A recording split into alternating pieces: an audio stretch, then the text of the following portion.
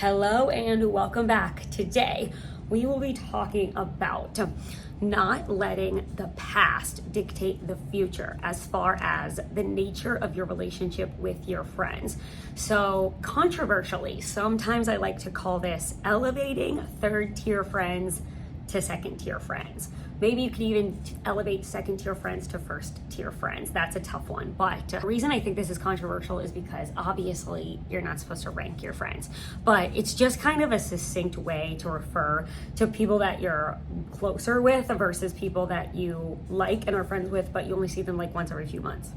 So please don't be offended. I am not classifying people by their value as a person. I am classifying people by their level of closeness to you, by their relationship to you. So it's very different.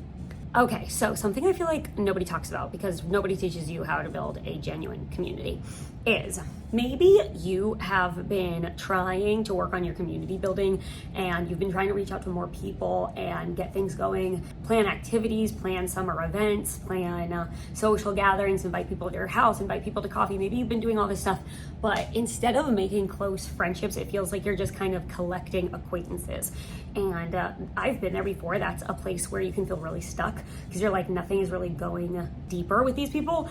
And here's what I want to say. If you're in that position where you feel like you just kind of collected acquaintances, but nothing's really making the progress that you want yet, I'm here to pitch you the idea that maybe you are kind of subconsciously letting the past dictate the future as far as the nature of your relationship with that person. Because a lot of times somebody can be in your life for quite a bit of time, several months, several years even, and your relationship is what it is. The standard has been set, or at least you feel like the standard has been set, and that you can't break that standard or change that standard. But here's the thing, you can. There's no rule saying that the way that you've always hung out with this person has to dictate the way that you hang out with them in the future.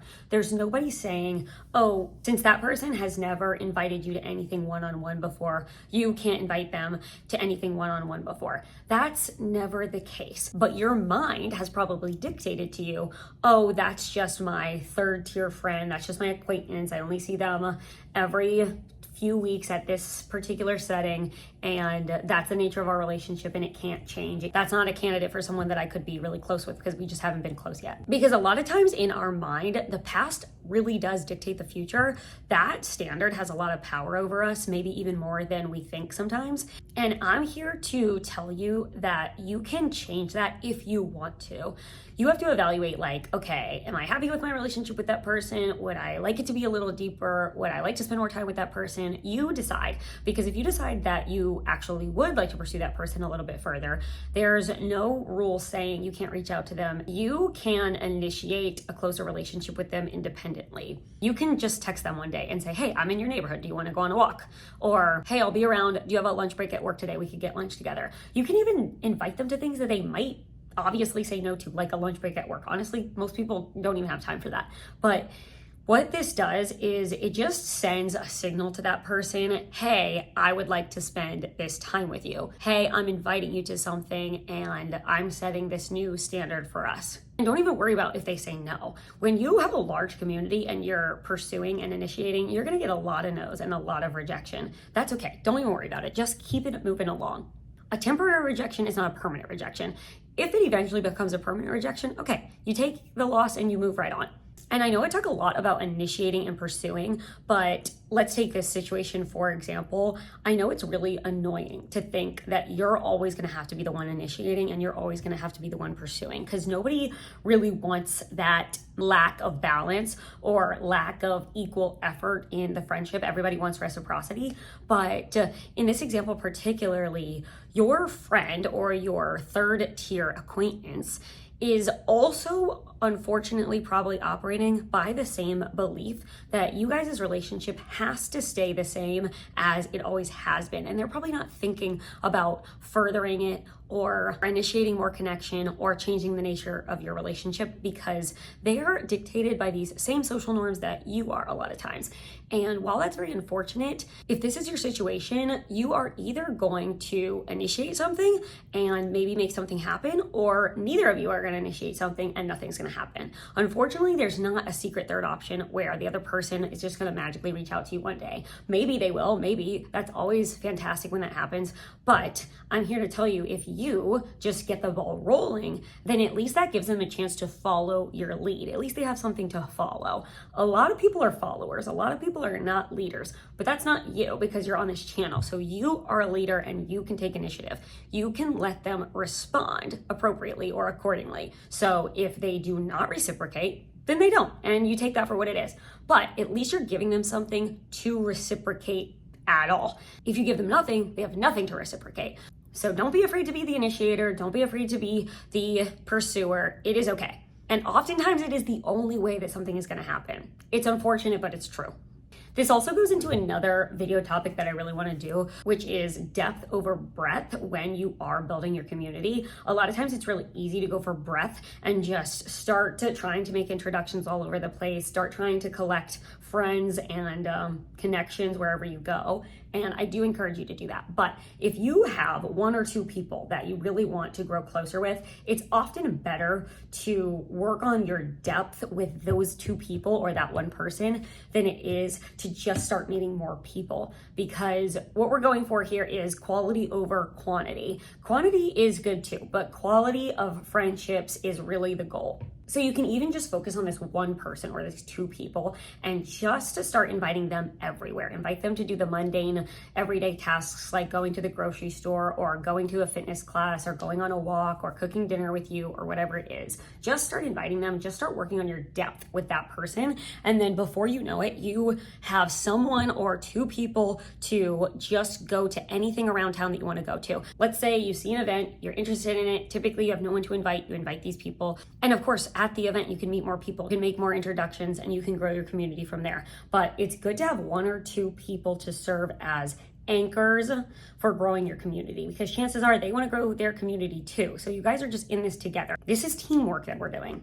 Also, when you have a little bit more depth with the person or people that you're doing a lot of things with and attending a lot of events or social gatherings, you tend to be a little bit more comfortable in the social setting that you're in. So if you are trying to attract more connections and more people, you want to be with someone that you're really comfortable with because that comfortable energy is going to show and it's going to come off and people are going to see it and be attracted to it. People are attracted to people who are really comfortable in their own skin, in whatever environment they're in, and are just generally secure and comfortable because it makes them feel comfortable. So work on depth before you work on breadth and try just targeting a couple people that are already in your existing circle, but they're just not quite to the level that you would like them to be, and start doing more things with that person and start getting to know that person a lot better. Remember, even just one really high quality friendship is better than 10 really uncomfortable acquaintances that you don't really enjoy your time with that much, or you don't really know that well, or you feel uncomfortable around.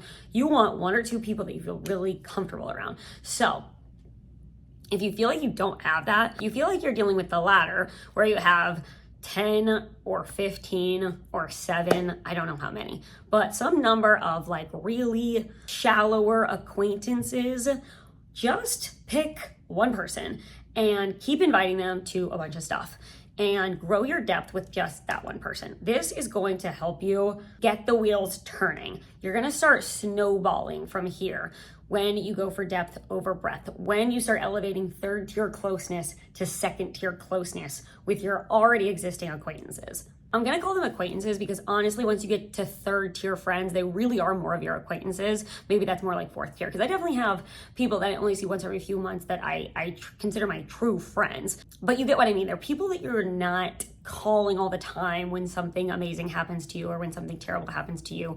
They're people that you see them when you see them, and that's how it is. Maybe they don't know every detail of your life. You don't know every detail of theirs, and that's okay. They're still a true friend to you. They're still a beautiful part of your life, but maybe you want to elevate that a little bit. And make sure when you're elevating your third tier friends to your second tier friends, you're reaching out, you're asking them to grab a coffee one day. You've never done that before.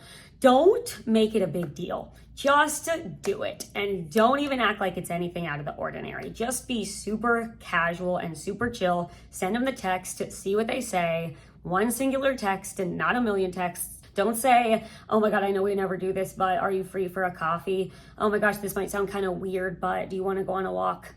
No, it doesn't sound weird.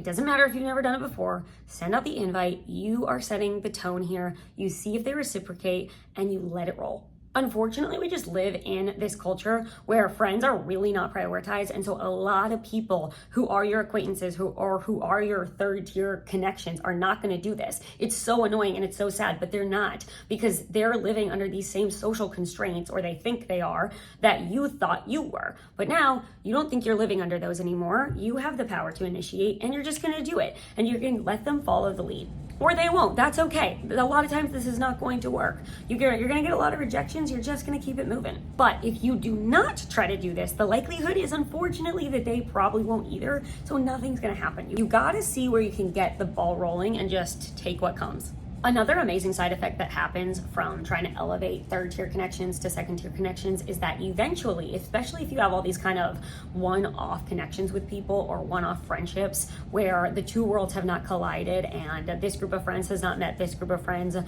lot of times what can happen if you start picking people to invite to things and actually be a little bit more social with and a little closer with is that you can kind of slowly merge the two worlds if that's something you want. I've heard people say that they don't really like merging multiple friend groups, and I get it, because it's like you're worried they won't like each other, or maybe this one group is like a safe space for you apart from this other group.